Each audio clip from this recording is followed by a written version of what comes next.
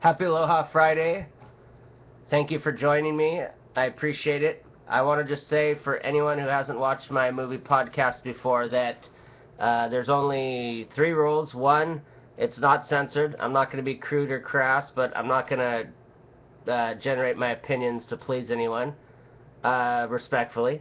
2, no one knows more than anyone. I don't know more than you. You don't know more than me. So this is just to have this pure enjoyment and love of cinema and to share it and to have a place to talk about it. I even have an email that I set up just for this podcast. That's paulboothmovies@gmail.com. Drop me an email if there's something you would like discussed on the podcast or your favorite film, anything. Talking movies, as anyone that knows me, is my favorite pastime.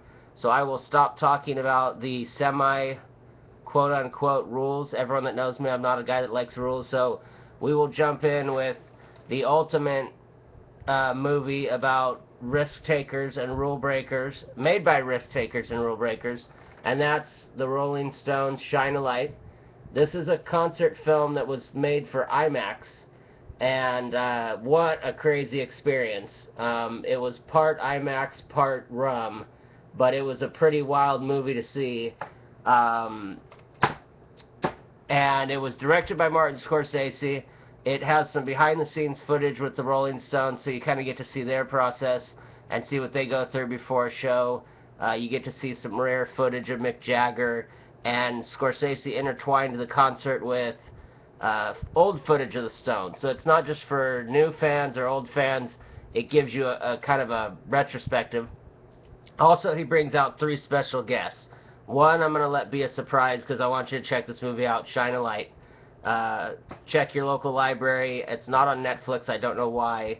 But check out this movie, Shine a Light. Jack White, the epic Jack White, who, of course, I was so behind the times not being into the White Stripes, but he is such a master. He's one of the great musicians that's going to carry on the rock and roll and the blues. And it's so awesome to see him play here with the Stones. And also, the King Bee blues guitarist, Buddy Guy, comes out and sings one of my favorite tunes, definitely from my college days, Champagne and Reefer. Awesome tune. He shreds the guitar. You think his guitar is going to break. There's no reason that the string should have even been intact. And for all you Buddy Guy fans, you don't know Buddy Guy? Google him. Rolling Stone, Shine a Light, directed by Martin Scorsese. Next movie, not to bring the mood down, but just to kind of be a little bit of yin-yang with it, is one of Philip's, and I guess this was 5 or 6 years ago, so it's not one of his last movies, but sorry about that. Before the Devil Knows You're Dead, starring Ethan Hawke, Oscar nominee, Oscar winner Marissa Tomei co-starring, Oscar nominee winner, sorry, I forgot, Albert Finney, and multiple Oscar nominee and winner Philip Seymour Hoffman, and directed by master director Sidney Lumet.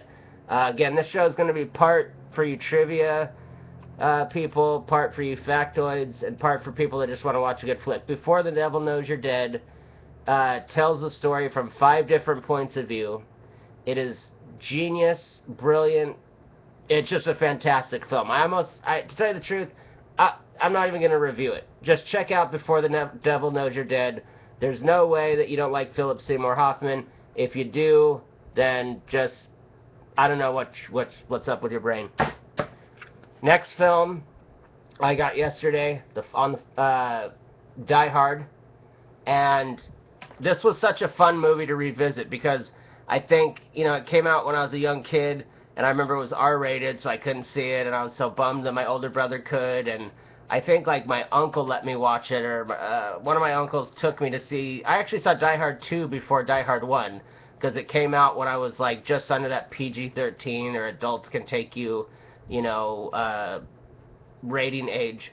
And so, seeing Die Hard 1, I remember made me, obviously, very scared of heights and tall buildings, but this is such a great action film. I mean, as much as it's legendary and as much as it has its place as an 80s film, and as much as there's people that, there's so many films that we can just over-discuss, and I think that's the problem sometimes. But Die Hard really captures the 80s, from the women hairdos the female hairdos, the dresses.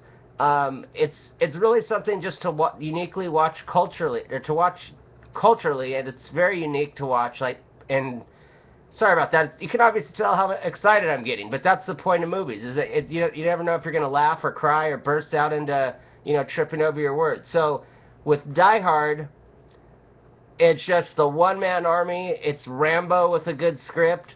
It's Rambo with a better actor. Sorry, no disrespect to Sylvester Stallone, but don't get me started with him.